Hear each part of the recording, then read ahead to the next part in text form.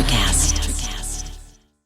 Every podcast that becomes spiritual focused is one more podcast like a light in the sky, a star shining from above. And the more of those that happen, the more connected, the more awareness we have. We're sharing knowledge. We're helping advance each other and advancing each and every one of us on the planet at the same time because of the connectivity we have with one another. And because when you deal with desperate times, you're going to have spirituality kind of be a guiding, like a lighthouse. Welcome to the Cosmic Love Antenna Podcast. This podcast is meant to encourage you to connect within so you can share your light with the world. And now, here's your host, Harrison Ma. Welcome, beautiful beings, to another episode of the Cosmic Love Antenna. You have found yourself on another week, another deep dive into all of the layers restricting health, alignment, and love, where I, your host, Harrison, as always, with the beautiful guests that I get the privilege and the gratitude to bring to you, are here to help you connect into your inner expression so you can step out into the world with your beautiful, loving light. And today is no normal episode. It is a normal episode, but we're going to go deeper into more things intuitive and more things mystical, more things spiritual. But before I get to that, before I get to the powerful man I have on the show today, as always, beautiful listeners out there in the podcast world, if you get a bit of value out of this chat today, you can do a couple things to support the show. You can share this out with your loved ones, with your friends, with your family. We're going to be talking about a lot of intuitive, spiritual topics today. And in my opinion, I think this needs to be talked about more and more. So share it with people that you love. Leave your reviews on Apple and Spotify. And again, remember that if you're looking for more tribe, more community, you can now join the Cosmic Love Antenna Facebook group. All the details in the chat. But with that, I want to introduce the beautiful Jason Zuk. Jason is a powerful intuitive. He is a psychic medium. He's an attorney. He's a fellow podcaster, and he's a beautiful, just to be honest, a beautiful, loving, calming energy that I've had the pleasure of already connecting with. Today, what we're going to do is we're going to talk about what it means to be a social intuitive, to be a psychic medium. What does this mean? What does it mean to be comfortable with your gifts, sharing them with others, being open, using your dreams to connect into your gifts, helping others connect into theirs, and so much more. Mr. Jason, welcome to the Cosmic Love Antenna. Thank you for that amazing intro, Harrison. I appreciate it. I love the name of your podcast. It's just such an upbeat title. Like, if someone was to tell me what you're doing today at 4:00 my time, and I said that I was going to be on your show, and I gave the title of your show, they'd be like, I want to hear all about that.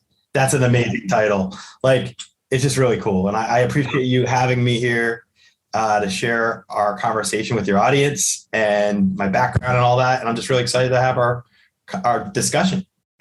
Well, first of all, Jason, I received the love. Thank you. The Cosmic Love Antenna is still growing, still expanding. And I hope one day it does become a normal thing, right? So I like it that it's very out there and strange at the moment. But for me, well, when I talk about love, and we'll get into it today, you know, if it was a normal thing, if it was a normal conversation, I think the world would be a very different place. But we'll get into that, Jason. So I guess where I want to start, and this is where I start with all my guests, is I've had the pleasure of getting to tune into your energy a little bit, but everyone listening, this is their first time hearing your voice.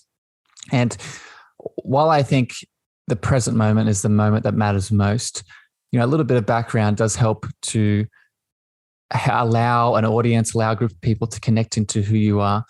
And I think what I like to know more about is, you know, there's usually an event or a series of events that leads someone into the work that they're doing or where they are in this moment. So, Jason, I'm wondering if you could explain, you know, what was that event? What was that pain teacher that led you to be the beautiful man doing the beautiful work that you're doing here in the world today? Thank you so much for that question. I'll say it like this. August 12, 2004, my grandfather passed away, and he helped raise me as my father, basically as a father figure, because I came from a single parent family and I grew up with my grandparents. And so I live in Florida because my grandparents retired here when they moved from New Jersey. And I used to see my grandfather all the time. The night he died, I had a premonition 7 years ago that the night he died, I'd be by myself with no one to console me. And that actually happened 7 years before he died. I was by myself in Wisconsin, covering a deposition for my old boss at the time, my first year law job. And my mom called to tell me when I got stranded in a hotel room there that my grandfather had just passed. And so I kind of collapsed on the bed, and it was dark at that time of night. And even though it was Central Standard Time, an hour behind where I am in Florida. And I just kind of sunk my hands on my head, and I thought, oh my God, my premonition came true. This is crazy. Jason, let me interrupt super quick, because I want to, what I think this is, because you shared the story with me before, and I can't wait for you to keep sharing this with everyone listening. You, before this point, other than the premonition, in terms of your spiritual gifts and your abilities, they were pretty much closed off at this point. You were very sort of left brain. Would you describe yourself as that? I would love to. Yeah. And you know what? It's a good point you bring that up. I knew as a kid that I had some type of thing, that I had deja vu moments. I mean, I grew up in the late 70s, aging myself right now. My grandmother was a very highly effective psychic. She just never told anybody. My mom discovered she's a psychic 2 years ago from sitting on an airplane with me. And I was reading someone who sat between us. So yes, in the context of where I was back then in 2004, I wasn't completely aware that I could do mediumship and the psychic stuff I do now. We are all on a journey, as you know. And that was the start of my journey. And that was the night when my grandfather passed away. I used to get vibes. So like I would have a few drinks when I went out socially with law school friends, and I would just start telling, I told one of my buddies, hey, you should pay attention to your girlfriend. I think if you leave town, she's going to have a condom wrapper in the bathroom and you're going to find out about it. And then 2 weeks later, he calls me up with the dilemma is he was out of town. He comes back. There was a condom wrapper in the bathroom. And he's like, how did you know that? And I go, I don't know. So it's kind of like that. But getting back to August 12th. So yeah, I had little hints, but it's like the confidence thing. If you're not confident with yourself and you don't realize that that's something you know how to do. And a lot of times when people don't know if they're intuitive or not, like my mom, she just discounted everything she got. She was having psychic things for her whole life. And it was 73 years old when she finally said, I think I might be getting something here. Yeah. So that Jason, boils down to that. Let me jump in there. So I think, and I want to hear what happened because there's more to this story with the grandfather, and we'll come back to that. But this is, you talked about the name of this podcast, and, one of the intentions of this podcast, and also why I wanted to have you on the show today, is to really help with this, this little mission that I have to make what happened with your mum, not a normal thing, right? Unfortunately, we live in a society where the conversation that we're going to have today is not normal, right? This is like, for me it is, but yeah, you're right. Yeah. And it's because there's just so many, and this is probably just another chat for another time, but there's just so many systems at play in the world that create a kind of person that forgets their power in all ways, but especially their psychic, their spiritual. We limit ourselves. Yeah. We limit ourselves with limiting beliefs and ideas and whatnot. Yeah. And I hear about your mum, and, I feel for her, but unfortunately she's the norm, right? She's the waking up later. Jason, keep going with what happened with your grandfather. Okay. So I'm in the hotel room. My grandfather just passed, and I sat there thinking my premonition, oh my God, this came true. And then all of a sudden orbs of light came into the hotel room, and it lit up the room, and they were swirling like these 4 circular orbs of light, and it lit up the entire room. And then a wave of unconditional love washed over my feelings. And my grandfather came to me. And when I say came to me, he basically spoke to me without speaking, in the spiritual way they talk, telepathically, whatever. He said, son, I love you. Don't worry about me. I'm always going to be with you. Go get some food for yourself, son. I love you. Go get some food. So I didn't cry. I didn't have any emotions like I always thought I would have. With this spiritual experience, it was kind of like I went from being like, oh my God, my grandfather's dead. Oh my God, my premonition, to realizing that he was the one to console me, which I didn't know 7 years earlier. So I go to a Panera Bread. I rented a car. I go to Panera Bread. I'm having my dinner. It's later in the evening. They're about to close 45 minutes later. And one of my best friends from high school calls, Tracy. And she's from New Jersey. We grew up since I'm like 14. We know each other many years. And she goes, how's your grandfather? And I said, oh, he just died. And she's like, oh my God.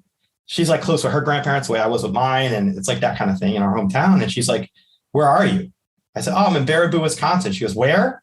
I said, I had to cover a deposition for my boss. She goes, just like your premonition. I go, yeah, but my grandfather, he came to me, orbs of light. It was like an Unsolved Mysteries episode. Unconditional love washed over me, and he told me to go get food, not to worry about him. And as soon as I said all that, I sensed through the phone call that she was doubting me, but she didn't say she doubted me. I intuitively felt it.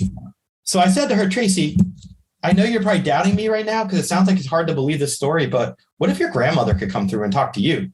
She goes, my grandmother died 6 months ago, so that's impossible.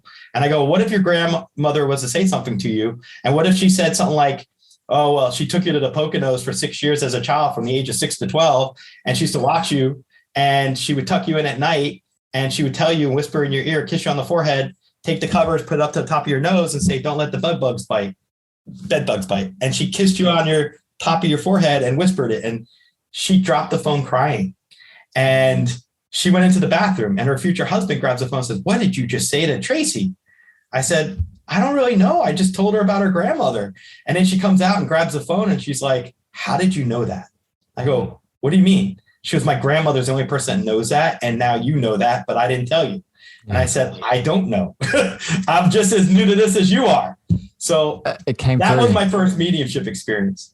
Oh, it's beautiful, sir. So Jason, thank you for sharing that beautiful story and that beautiful experience. And I'm just listening to this, and two things bubbled up that I want to share with you. First of all, the unconditional love that your grandfather came in with and that swept over you. When I hear that, again, just because you've primed this, my friend, I'm going to keep coming back to the name of the podcast. That's another limiting belief that I think is really rampant in society, that death is this process to be feared, to be walked away from, to be this build up that we're really scared about, that it's going to be this horrible thing.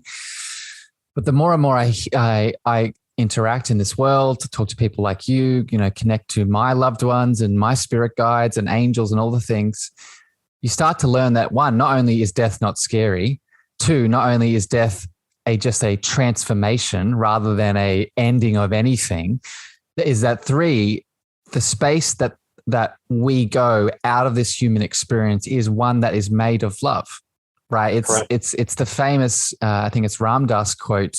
He says, there's nothing to fear. We have nothing to fear from death. Death is like taking off a tight shoe or a tight sock. Absolutely. Right? And it's that ego, the human self, right? And we're not here to bash the ego, kill the ego, but a lot of our pain and our trauma and our resistance is in the human ego. When we die, that human ego isn't there anymore. So what is left? Well, what is left is that pure love, right? And I'll tell you this, my theory, at least from the readings I've done and personal experiences I've had with my own, I was under anesthesia when I had my cancer.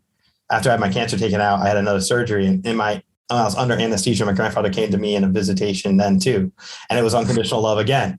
And so, yes, I can tell you from experience that when you die, if you were to think about death as like graduation, ascension, it's like we leave our physical bodies, but 99.9% of who we are goes on to spirit. And if you think of energy as constant and always there, right, then who are we to say that our spirit isn't part of nature and that our death is like falling asleep on the couch while watching TV?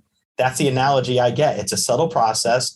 When you separate from your body, it's like you said, taking off a pair of socks or taking off a shirt. It's very seamless. You don't even realize you're dead until you meet your greeter on the other side. And that's a loved one who volunteers to orientate you, to let you know, yes, you're dead. And it's not that big of a deal. And yes, I know you're shocked, but an unconditional love is a big, big part of all that, by the way. Yeah. And we could do a whole show on death itself, my friend. We might have to do another one talking about it. But no problem. Yeah, I love it. And it's just, the more I learn about it, the more, there's just no fear anymore. I know this might be obnoxious to say, but when I think about it, for myself, when I think about it for my loved ones, there's more excitement than anything else, because it's just, I've done a show on, I'm not sure if you're familiar with it, my friend, but this idea of the life between lives, right? The space where you were just talking about, where we go to not just rest, but also to plan, to assess, right? If we talk about multiple lives, we talk about what we've done, and then we plan what's to come. And it's refreshing talking about this stuff. It is. I consider it refreshing because like you said, it's not a normal thing to have in everyday society. No. But when you embrace it and you're involved in it, yeah, it becomes a part of our lives. Yeah, soothing. Jason, let's switch here now. So thank you for that breakdown. Thank you for a bit of your background. I hope that gives a bit of beautiful context for who you are as the beautiful soul that you are.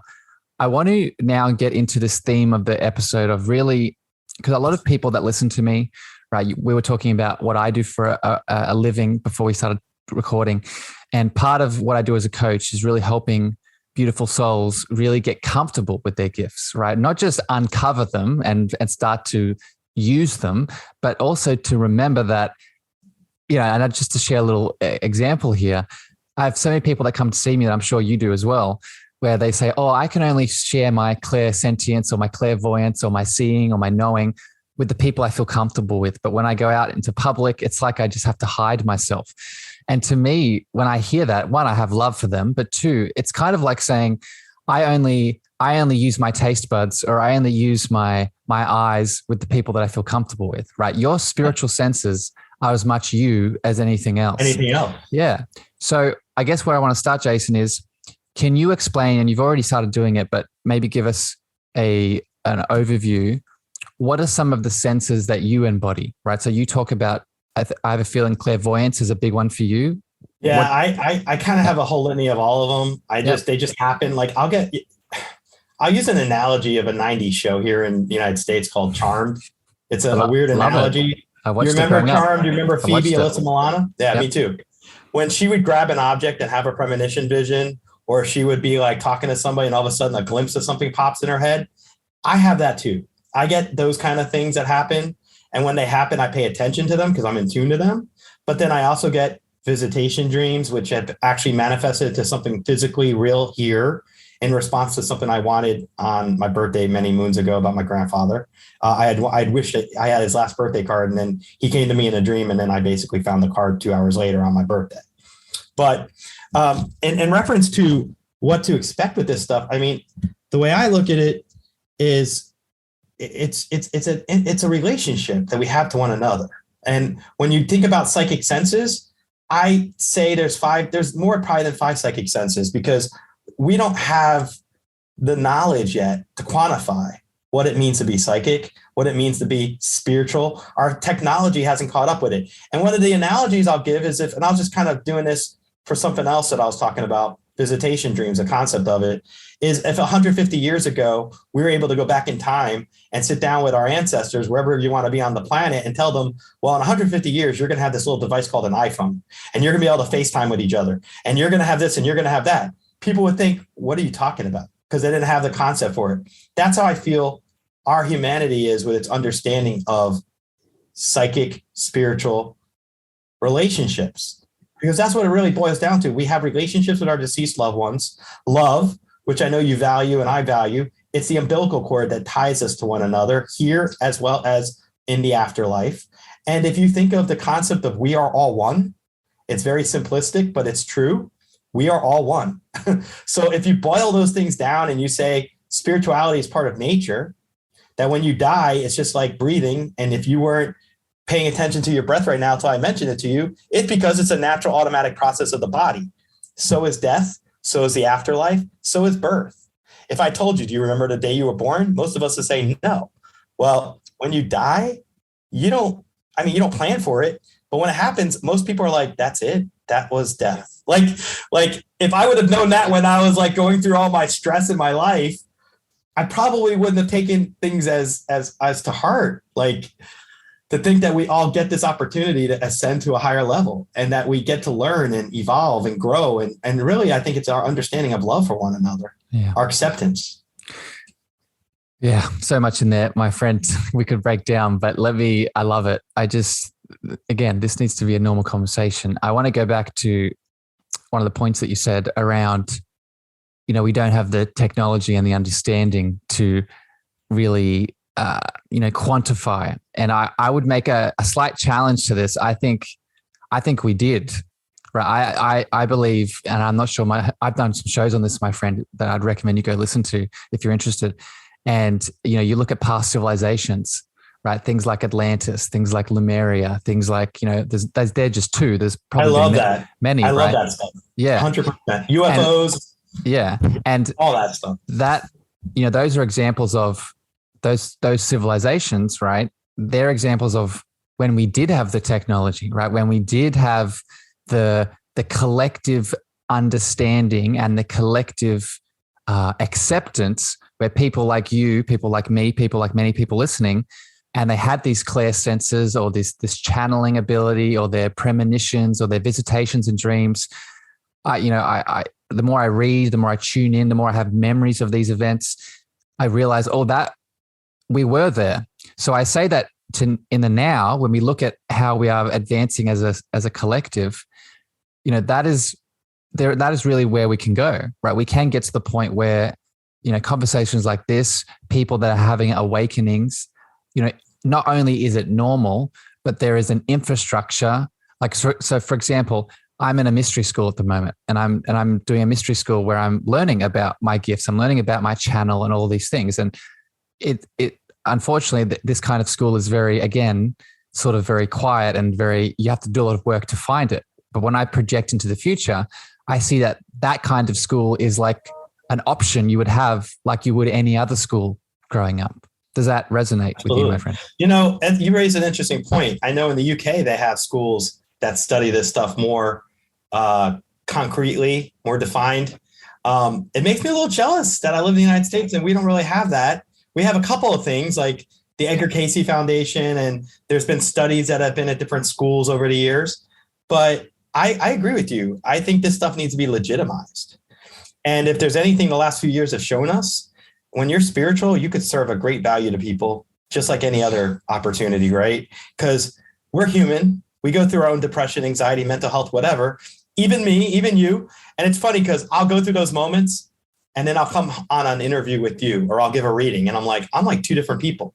I'm the person that channels the information, but when I'm by myself, I'm still that inner child that needs to cultivate or needs, you know what I mean? We have our own insecurities. It's all inside of us. And just because I might be intuitive doesn't mean I don't deal with the same things like anyone else. We all deal with these challenges while we're here. I feel like I got like a Cliff Notes version, an abbreviated version of how to understand things spiritually because of all the experiences I've had with synchronicity, with meditation, with being able to let go and forgive my dad, who I never knew, but I forgave him after he died because he kept coming to me in dreams, asking me for forgiveness during the pandemic. And I found I was like, you know what? Yes, I'll do that. And I learned that's a superpower. When you can let go, release old energy that weighs you down and turn that into love with somebody I'd never had a loving relationship while they on this earth for 66 years, but then they die and I go through COVID pandemic like everyone else. And I grew from that. And now I have the only picture of my dad that's actually out in my house, which for many years I ran away from it. It's a paradigm change. And letting go and forgiving is a massive way for us to become more spiritual within ourselves. Yeah. You're speaking, Jason, this is why, another goal of sort of what I do in this world.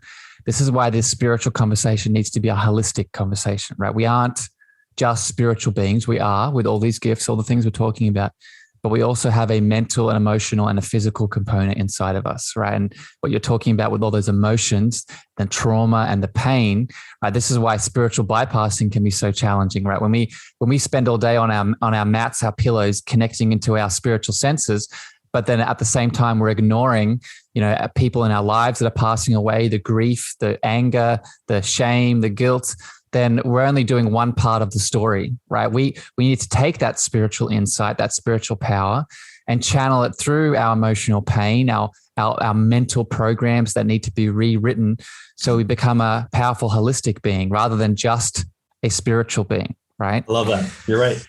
Jason, I really want to get your thoughts now on, the man that I'm talking to. You're very confident, you're very energizing, you're very, within yourself, you're very aware of yourself.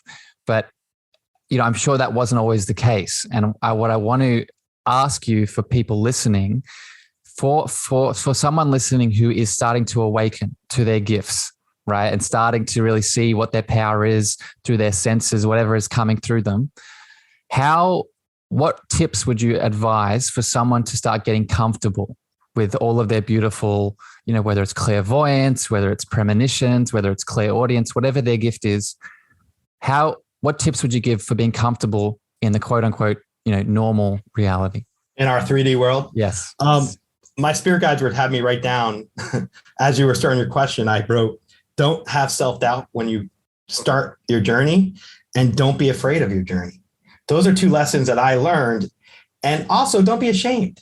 Because I'm a lawyer licensed in 5 states here in the United States, I automatically assigned that I couldn't be a psychic medium who's open about it, because I'm licensed in these really conservative areas of the United States, and people would judge me for it, right?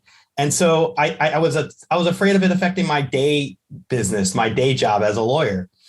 That shifted over the last 20 years. And in fact, now I find this more gratifying than the law practice, because what I did as a lawyer is I help people with insurance claims. And one of my clients that I do psychic stuff with, she's a returner. She said, I'm so grateful you're not fighting to get roofs on people's houses. While that's important, actually helping people with their spirituality with this pandemic and everything that's happened is that much more valuable.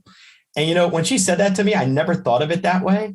But what I thought to myself was, this gives me meaning and purpose that I questioned for so long in the last few years. And so one of the things I'll say is, if you have your gifts and you have, intuitive abilities, I think everyone has them.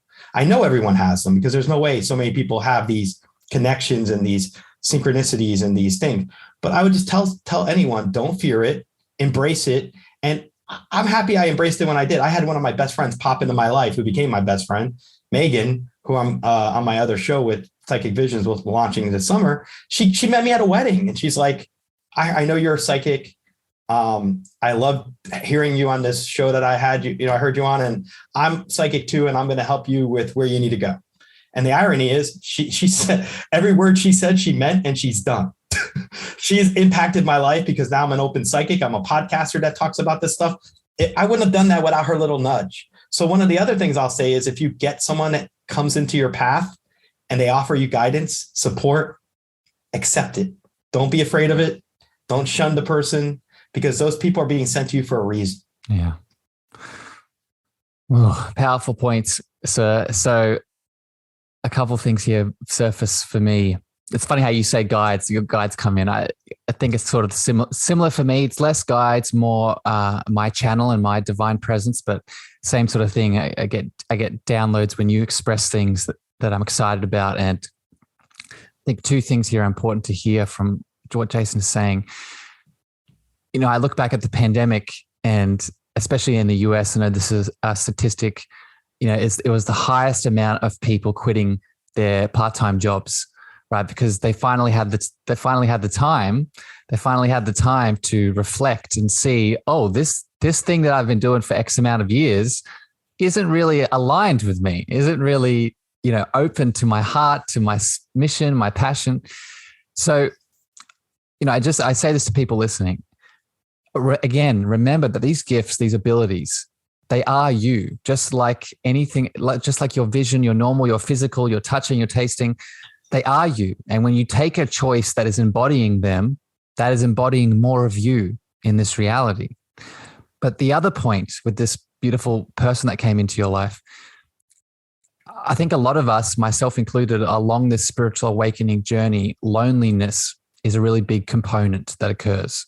Right? Because we start to shed the layers, and part of shedding the layers is actually the external layers too, the friends that we've attracted. But I just want to highlight this, and Jason beautifully outlined it in his experience. When we go inwards, in this case, connecting to our gifts, that energy expands outwards as well, right? So the state in which we attract from changes. So in the act of accepting ourselves, i.e. our gifts and our abilities, that frequency attracts someone else at that level, right? So I want to hear your thoughts on this, my friend, but I say this for people who feel lonely along the awakening process. It's not an if, but a when you attract someone that is at your frequency. There's an interesting context I want to share this with you, because from my own personal experience, we all have our own journey. Yeah. When anyone meets what's called a twin flame, I've met what I believe is my twin flame. It makes you really feel lonely, because what happens is, out of the blue, you meet somebody and you have this connection that you can't even describe it and they can't describe it, but you think about each other all the time. And what happens is with the twin flame journey is basically you develop this amazing honeymoon period where you're like, I can't believe this. How did this happen? How do we connect? And I just get you and you get me. And then one of the two people who's least spiritually developed runs, and they generally will ghost you and they leave you alone. And I had that happen to me at the height of the beginning of the pandemic. So not only was I ghosted by somebody that I know I had a strong connection with on a spiritual level and on everything, like you just can't describe the connection. But you also have to deal with what's called the dark night of the soul, which it's like when you're in a twin flame dynamic, it's almost like you need a twin flame support group to understand it. And I'm well versed in this stuff. One of my ways of dealing with it, I got several twin flame experts to come on my show, read their books, ask them questions. I'll say that in terms of the context of being lonely, because I've been single for 3 years and I've gotten to a point in my life where I accept where I am. When people ask me on Valentine's Day, oh, it's so bad you're not dating anyone. I said, I'm dating myself this year. Like I removed the stigma or the barriers because for me, it's more important that I find a connection that is valid and real, like a twin flame showed me, than it is to settle for the run of the mill person that you just don't have a connection with, you know? And so what I'll tell your audience or anyone about the experience of being lonely, loneliness helps us to look inwards and to look at our greatest fears, inadequacies, insecurities, whatever that is. And if you do it right, you'll learn to get past that. You'll learn to venture outside of your comfort zone and embrace that loneliness is just a condition. It's not a destination. So, I was sick this weekend and I felt lonely. It was 4th of July and I'm sitting in and I'm sick, but it was a temporary condition because here we are in the middle of the week and I don't feel lonely at all. So it really has to do with your mindset, I believe, and not to take yourself so seriously sometimes. Jason, I want to share something with you, a tool that I use. It's funny when you said you've been single for 3 years. I can relate to that experience. And it's something that I've started using that's really helped me with this and really connected me into the spiritual nature of connecting to a soulmate and attracting in someone that you connect with. That's, I don't want to say perfect, but is someone that ticks a lot of your boxes that you deserve, right? And it's called Yogananda's Soulmate Prayer. Have you heard of this before? I have not, no. Yeah. So it's basically, you can look it up. It's people listening, just search it, Yogananda's Soulmate Prayer.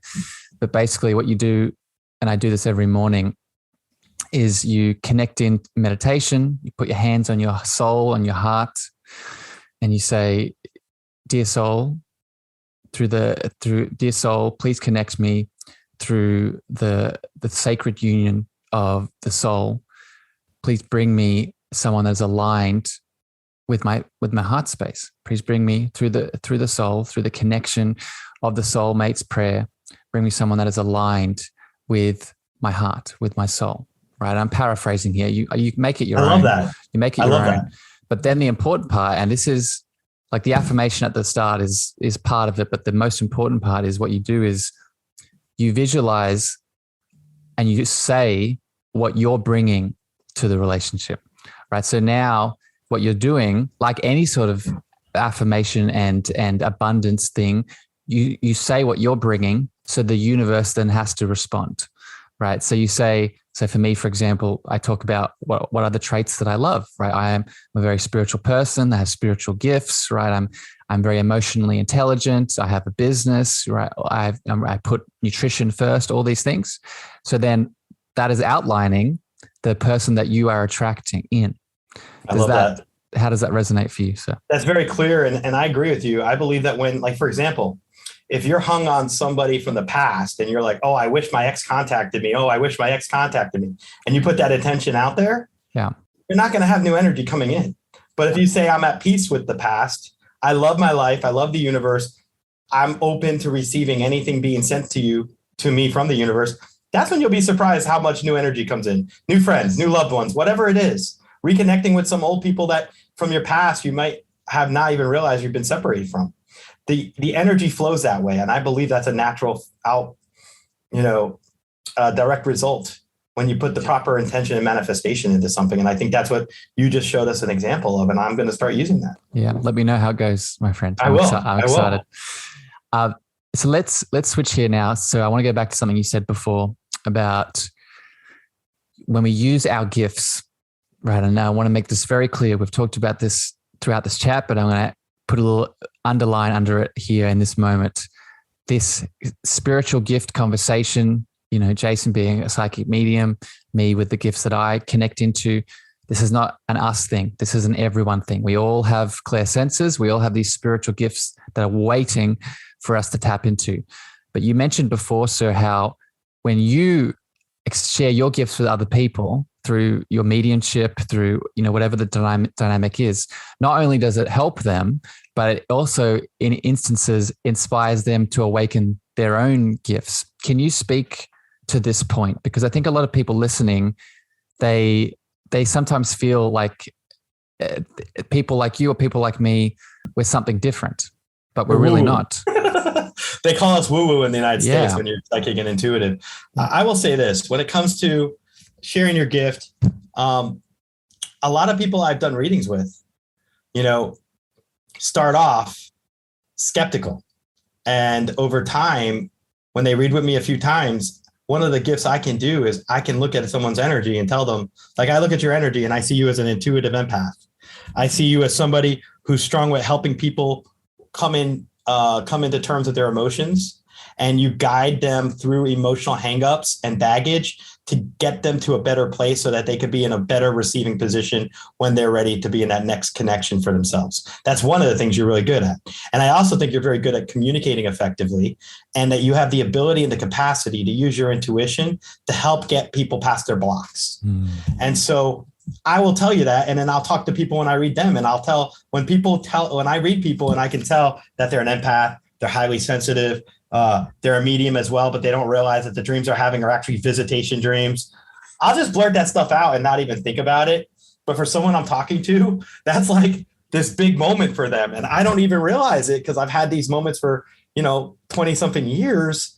But for other people, that might be the start of that might be the catalyst. That might be their aha moment. I had those aha moments myself, the awakening. Yeah. And spiritual awakenings don't happen sometimes overnight. Like mine lasted 10 years. And you know what was the real moment for me that I finally came to grips with everything and not be afraid of being a psychic medium, being a lawyer, was when I realized it's not about me. It's not about my ego. It's not about my fears. When I can see that I can help somebody, when I was running away from this part of my life, and I would sit on an airplane to fly somewhere for a deposition for my legal job, and I'm sitting next to a woman who's grieving her daughter, and she's flying to go, close out the house where her daughter lived, and her daughter pops in to tell me, let her know to take the seascape with her. And I'm 33,000 feet in the air going, what do I do with that? So I waited, and then she brought up her daughter, and I was like, oh, I bet your daughter something about a seascape. And as soon as I said it, it was like I spoke a magic language to her. She's like, how did you know that? My daughter is the only person that painted that seascape. When she went through her divorce, she came to the house in North Carolina and she painted the seascape. And I said, yeah, your daughter wants you to take it home with you. And 3 weeks later, she had my business card. 3 weeks later, I get an email showing the seascape, her posing with it, thanking me, how my conversation with her on the airplane put her entire trip in focus. Instead of her feeling bad about her daughter being dead, now she realizes her daughter's still with her. And while she was cleaning out the house, she kept talking to her daughter. And she said she felt her daughter guide her through the house. Yeah. Like, you can't make that stuff up. No. And it's bigger than us. Yeah. And this is the point, Jason. So I think that story highlights it beautifully. It's, you talked about the word ascension before. And I think there is this limiting belief, even within the spiritual community, that ascension is a one-man thing. Like, I'm over here, Harrison, I'm ascending to this space and Jason's just down there doing his stuff. No, it's called unity consciousness for a reason, right? I cannot ascend unless you ascend, right? Unless we ascend together, right? I'm sure you've experienced this maybe with when you connect to mediums and angels and, higher frequency entities. They very rarely come by themselves, right? They're usually in groups, right? Or parts of groups. And that's not a coincidence, because the higher that we expand our consciousness, the more it becomes a group thing rather than a me, separate individual ego thing, as your beautiful collective whole. Yeah. As a collective whole. Yeah. Absolutely. So yeah, it's wonderful. So many little tangents here we could go off on, my friend, but I want to go back. I want to hit now on another topic that you've mentioned a couple of times, and I want to dive into it because for people regularly listening to the show, I've done a lot of part of my work in the world when people come to see me is talking about their dreamscape, right? Talking about the place that they go at night. And I've actually done a show on, using the dreamscape to heal. I've done a show on lucid dreaming. But what you've talked about here today is this idea of visitation dreams. And again, just a summary for new people to the show. I believe that most of what dreams are, right, from a psychological mental health perspective, they are the unconscious speaking to the conscious mind through symbology to help us with challenges in our waking state. However, there's a big part of the dreams that there's a spiritual component.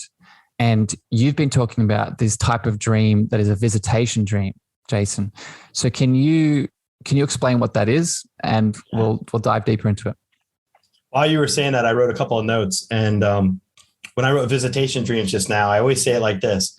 The veil between our 3D world and the afterlife is thinnest when we're asleep. Yes. And the reason I know that is based on the prevalence of visitation dreams, which are simply, in simple terms, when our deceased loved ones can appear in a dream to comfort us, reassure us, or guide us.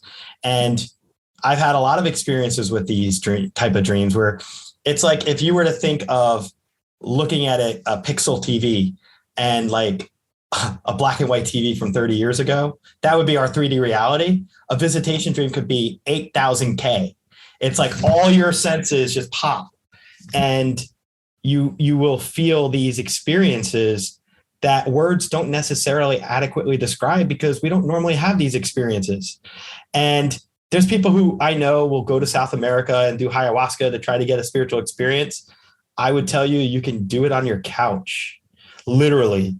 If you meditate the right way and you raise your vibration the right way and you understand it's all being a part of nature, it's kind of like astral projection, meditation. Those things aren't that different from each other. Neither is daydreaming, by the way. So many people, when I ask people, do you meditate? Oh, I don't meditate. I can't do that. I don't know how to do that. Have you ever daydreamed? Yeah, that's a form of meditation. And it's like trying to tell people that and getting them to understand that it makes it so when it comes to visitation dreams, you might be worrying about finances. You might be concerned about your career. Am I going to get the job I need? And you might have that stress like on the brain a lot. And our deceased loved ones watch us. We're like their reality show. Yes. So when they watch us and they see us stressing about these things that they know we don't need to be stressed about, they'll come in a dream. But they're not going to come in the dream and say, don't worry about your job, son. I love you. They'll be like, hey, son, I love you. Or it could be an image of someone dancing. It could be an image from a movie that you remember with your grandfather or your father, or it could be butterflies. It could be a various number of things. So these messages are, when they happen in our sleep, they're visitation dreams. They also happen while we're awake, but we don't pay attention most of the time because we're not in that mindset to look for it. I'll say when you are open to look for it, like with visitation dreams, I encourage people to keep a dream journal. Have a notepad by the bed. And if you start having some pretty interesting dreams, write them down so you remember them the next day, and then reflect on it and journal it and think about it. And when you process these things and you spend the time investing it in yourself to really become one with it, you're going to not be afraid, and you're going to be able to kind of take a step back and zoom out. And when you zoom out, you'll see that we are spiritual beings living in physical bodies in a 3D world. And if you look at it as part of nature, and visitation dreams are part of nature, it kind of, to me, makes sense that we would have them, because if our deceased loved ones can watch us and guide us, then why wouldn't they pop in a dream when we're worried about our finances?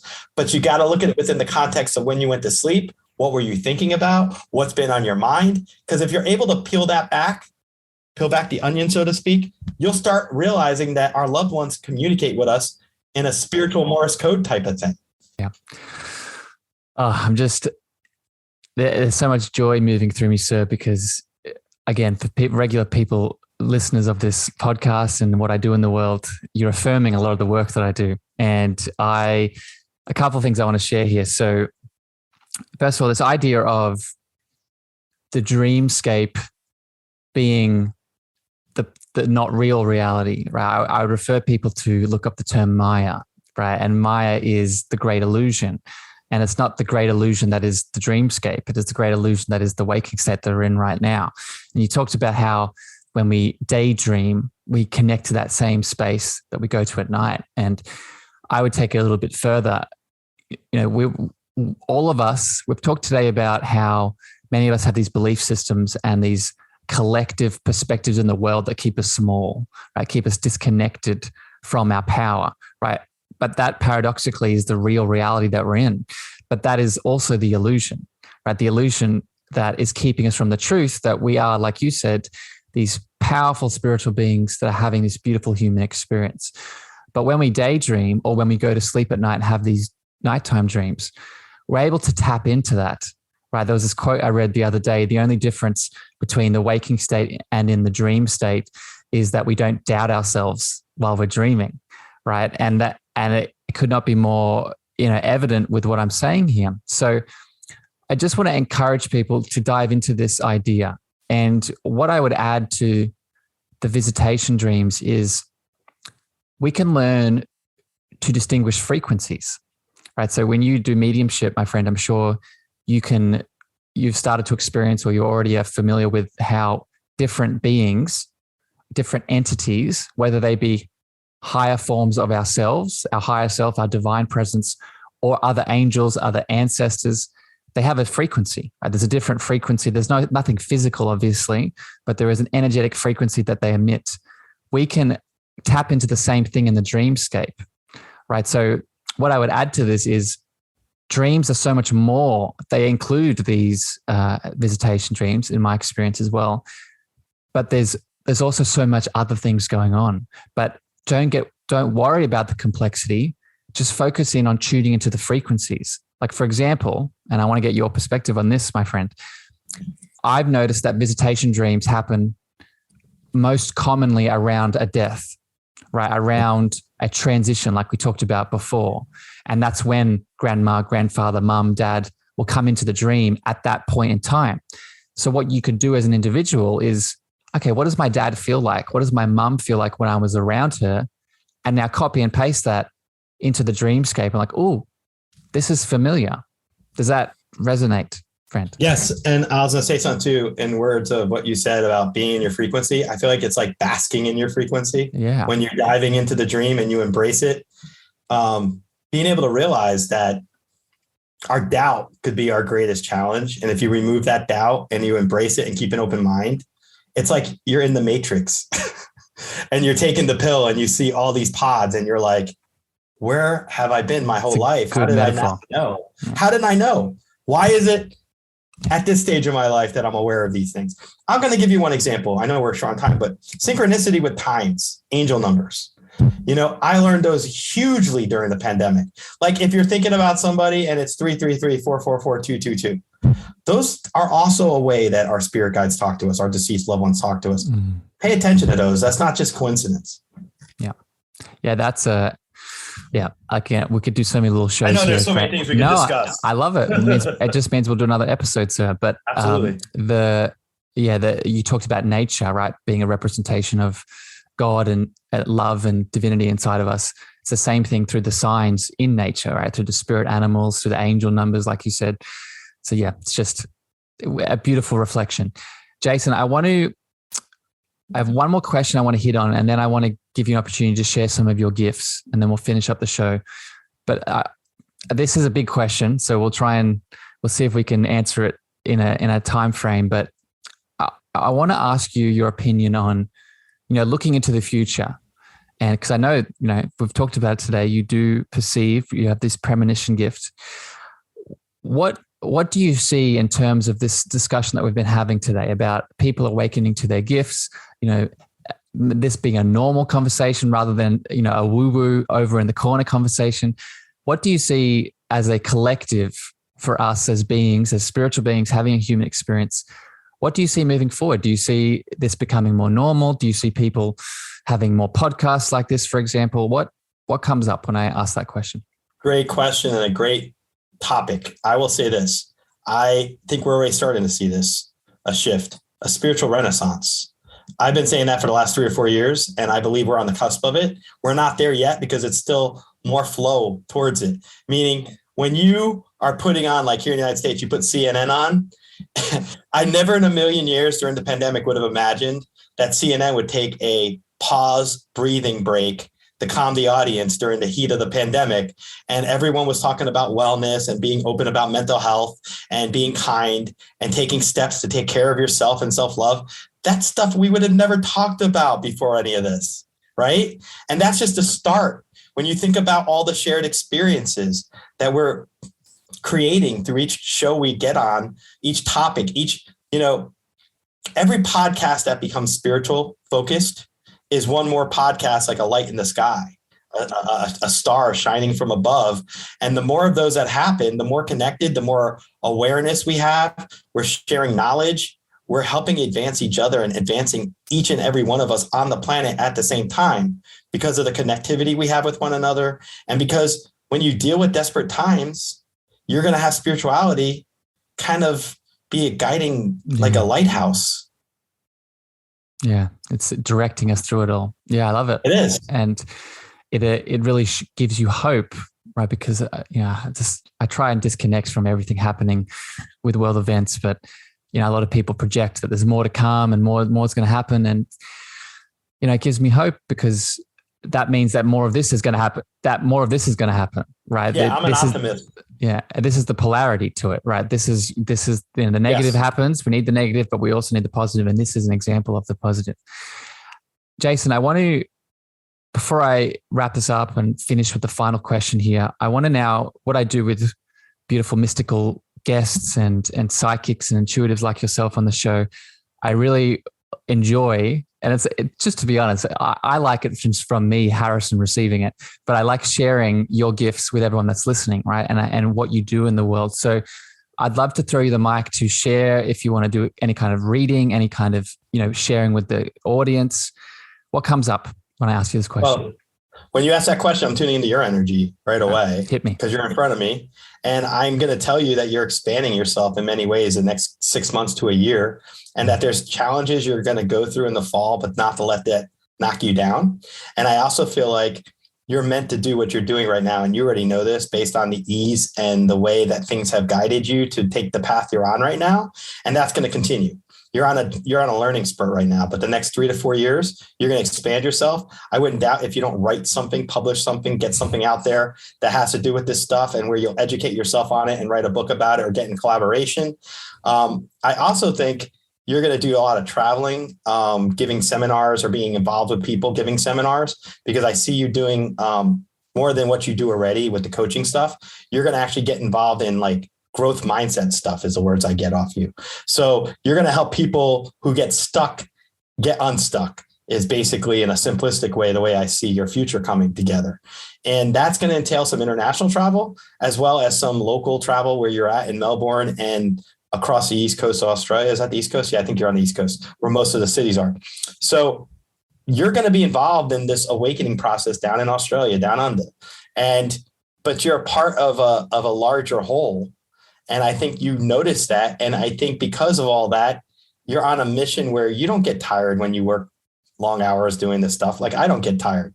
This to us is our creative outlet. It's our ability to live in our true path. And when you're like that, it doesn't matter how many hours you spend doing it. It's the toil and the enjoyment of doing it because you know you're helping others. And that's what I see as your greatest strength is your ability to be intuitive as an empath, work with people, guide people through obstacles, helping others. That's your meaning and your purpose. And so, anyone in the audience listening to your show, I feel like they're guided by you because your energy brings them along. Like just in our interview, I've been on a bunch of interviews. Your interview is very passionate. You care a lot about what you have to say. And I think your audience appreciates that. And I think that's also going to have a lot to do with your future path and your journey going forward. Thank you for that, my friend. That was beautiful. And I could, just to share some of my gifts with you. So I receive all of that, but just to share some of my gifts with you, all I could see in your outline as you were sharing with me was just this beautiful, radiant, golden light of love coming off you as you were expressing all of your words. So I receive it, my friend. Thank you for that reading. And I'll just say this: if my mom's listening, which she usually tunes into this show, when you said book, my mom has been just for sharing. She's just been saying since I was, a teenager that I feel because she's intuitive and gifted in herself, right? And that's been the one thing that she's always said. So it's going to be nice for her to hear it from you again, and I've heard it from other intuitives. So. I have to ask a question. Yeah. How do you get your mom to watch or listen to your podcast? Because I had my mom on my show to talk about Woodstock to get her to listen to it. She's not into the spiritual stuff, even though she's intuitive. So I make a joke about it. Congratulations, you get your mom to listen to your show. My mom's like, oh, I listen to you all the time. I love you and you're passionate about what you do. But my mom, she's not as listening to podcast type thing. So that's great that you get that opportunity. I primed her, Jason. I primed her. Before I started my podcast, it was the thing I would regularly do. I'd listen to someone and then I'd send it to her. So she was ready. She was ready for it. Jason, I want to be mindful of time and be respectful of your energy. I have one question to finish off with, but before I do, if people have been tuning into your energy, they love, what you have to share, all of this beautiful guidance and your gifts. What are some things you want to share with my audience? I know you have your podcast. How can people get in touch with you? Absolutely. You can reach me on my website, thesocialpsychic.com. I'm also that handle on Instagram, Facebook, LinkedIn, Jason Zuk, TikTok, Jason Zuk. I would just say my podcast, the Social Psychic Radio Show, which I'm going to have you on in the near future. You can check that out on any platform. And I have a new show that I am in the process of launching called Psychic Visions. It's produced by ElectraCast Media out of LA, and my best friend Megan Kane is on it. We're co-hosting it. And it's kind of it's an amazing opportunity when you can kind of work with your best friend on a regular basis and create something with her. It's like we joke around that the show's like our child, because she's married, our child we never had, but it's a creative thing. And it's like with your show, you just have your own platform, and having that is such a benefit. So I would just encourage our audience to check out that stuff. And I'm really excited about this opportunity of sharing our conversation with your audience today. I love it, Jason. Thank you for sharing that. And I just, when you talked about sharing it with your friend, it's what we've been talking about here today, right? When you're in an act of love with another, which is one of the reasons we're here, right? We're not just here to be by ourselves. Like we've been saying, we are collective, right? So when you're interacting with someone you love very much, it's a gift that's good by itself. But when you can share that with an audience, like on a podcast, people feel that love, people feel that exchange. I want to share one thing with you real quick. One of the things that you were talking about earlier that I didn't get a chance to add in was any reading I give people, I learned from all my readings. I learned from all my spiritual experiences. I learned from my podcast interviews because, for example, I had cancer in 2018. When I had my cancer, I had 4 people come to me who were dealing with cancer, and it gave me insight. It's not about feeling bad for myself or being afraid. It's about healing myself, healing them. And I notice when it's an authentic session, when I work with somebody, I am always increased in my vibrational energy, and I'm always happy. After this interview, I'll probably be happy the next 4 hours. Yeah. It's so true. It's just an upbeat experience. And that's what I think is the trade-off when you do spiritual stuff. You kind of don't get so tied down to the material of the world, and you can look beyond and see everything for what it really is. Yeah. It's a blessing. Yeah. I love it. That's a whole other topic, but just to it shows, I love it though, but it shows, and because a lot of my beautiful guests, audience tuning in, a lot are here to heal, right? And that's how you've found a powerful healer, when they are getting just as much out of it as you, right? Because it's an exchange of energy. The healer, the doctor, the therapist, the coach doesn't just appear when you are ready, right? They appear when they are ready too. And it's an interchange of love, right? I love it. Speaking of love, sir, my last question here today for you is, this is the Cosmic Love Antenna, right? And for me, a big mission of this show is to define and to help people see what the reality of what love actually is. And I'm wondering, my friend, how do you personally define that love word? All-encompassing. It is the invisible force that binds us here and in the afterlife. It connects us internally. It's unlimited. It's around us in every way possible. We just have to be willing to receive it and accept it. And it's one of those things. It's like medicine. It can grow us. It can heal us. It can help us. It could, if it's misused, it could hurt us. It could hurt others. But don't use it that way. Use it with the generosity of what it should be, which is unlimited, unconditional. It keeps us from judging one another. It helps us open our hearts to one another, our minds, and our passions. And so to me, when you're really talking about love, you're talking about that perfect alignment between two people who don't look at each other's flaws, don't look at each other for what you could do for me or what I could do for you. But what can we do for society? What can we do for each other? What can we do for humanity? What can we do for each other's spirituality? I love it. It's a beautiful definition and a beautiful way to end this show. I love you very much, Jason. Thank you for spending. I love you too, sir. Thank you. Thank you for spending time with me today. Thank you for this dance that we've done with these spiritual gifts. Beautiful listeners out there in the podcast world. Thank you for tuning in. Thank you for giving us your ears, your energy, and your heart. Until next time here on the show, I wish you a wonderful evening, morning, afternoon, wherever you are in the world. And we'll talk to you very soon. Bye, everyone. Thank you for listening to the Cosmic Love Antenna podcast. We hope you enjoyed. Be sure to follow Harrison on Instagram, Twitter, and Clubhouse at Harrison Ma. That's Harrison, MEAGHER.